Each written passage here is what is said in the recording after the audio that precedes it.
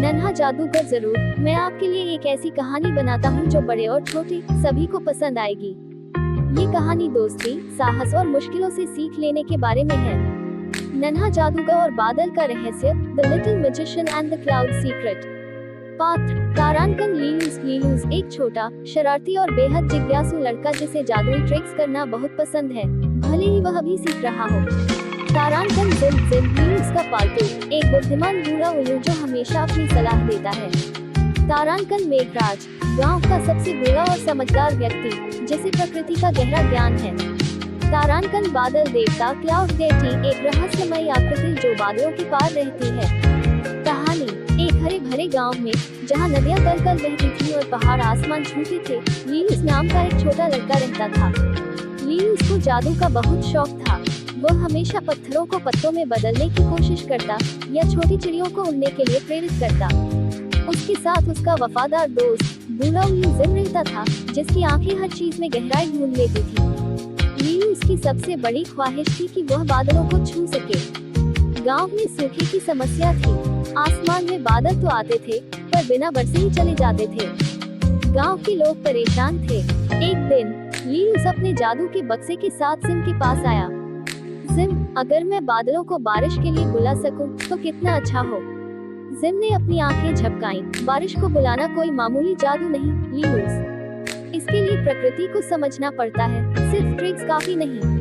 लीलूस ने अपने बक्से से एक पुरानी, चमकीली किताब निकाली। उस पर लिखा था, बादल देवता का रास्ता। दादी ने बताया था कि बहुत साल पहले, जब सूखा पड़ा था, तो गांव के एक बहादुर बच्चे ने बादलों को मनाया था। लीलूस ने तय किया कि वह बादलों तक जाएगा। उसने अपनी जादुई छड़ी उठाई, जो दरअसल एक सूखी टहनी थी, और जिम के साथ पहाड़ों की ओर चल पड़ा। कई दिनों की यात्रा के बाद वे एक ऊंचे पहाड़ की चोटी पर पहुंचे। यहाँ से बादल इतने करीब लगते थे कि उन्हें छूना मुमकिन था, लेकिन यहाँ एक रहस्यमयी धूप थी और रास्ता कहीं नहीं दिख रहा था। जिम, हम आगे कैसे बढ़ेंगे? लीलूस ने पूछा। जिम ने अपनी बड़ी आंखों से धुंध को देखा और कहा, शायद ये धुंध नहीं, बल्कि एक परीक्षा है। जादू दिखाने से पहले तुम्हें विश्वास पैदा करना होगा। लीलूस ने अपनी जादुई छड़ी से हवा में एक छोटा सा दिल बनाया। तभी धुंध हल्की होने लगी और उन्हें एक पतली सी पगडंडी दिखी जो बादलों के अंदर जा रही थी। वे उस पगडंडी पर चलते हुए आगे बढ़े। बादलों के अंदर एक अजीब शांति थी और हवा में नमी की खुशबू थी। अचानक उनके सामने एक विशाल, चमकती हुई आकृति प्रकट हुई। ये था बादल देवता। बादल देवता की आवाज बादलों की गड़गड़ाहट जैसी थी, पर शांत और गंभीर। छोटे जादूगर, तुम यहाँ क्यों आए हो? लीलूस ने हिम्मत से कहा। बादल देवता, हमारे गांव को आपकी जरूरत है। धरती प्यासी है और बच्चे उदास हैं।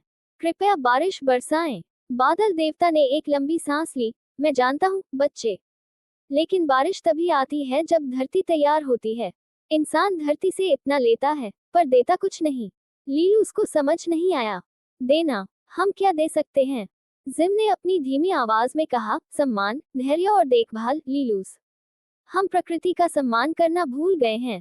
बादल देवता ने कहा, बारिश एक आशीर्वाद है, लेकिन ये तभी आता है जब तुम खुद अपनी धरती का ध्यान रखते हो। क्या तुम्हारे गांव के लोग नदियों को साफ रखते हैं? क्या वे पेड़ लगाते हैं? क्या वे एक दूसरे की मदद करते हैं? लीलूस ने शर्मिंदा होकर सिर झुका लिया।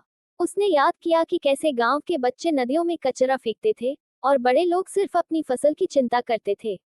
हम गलती कर रहे हैं, लीलूस ने स्वीकार किया, लेकिन हम बदलेंगे। हम वादा करते हैं कि हम धरती का ध्यान रखेंगे, पेड़ लगाएंगे और नदियों को साफ रखेंगे।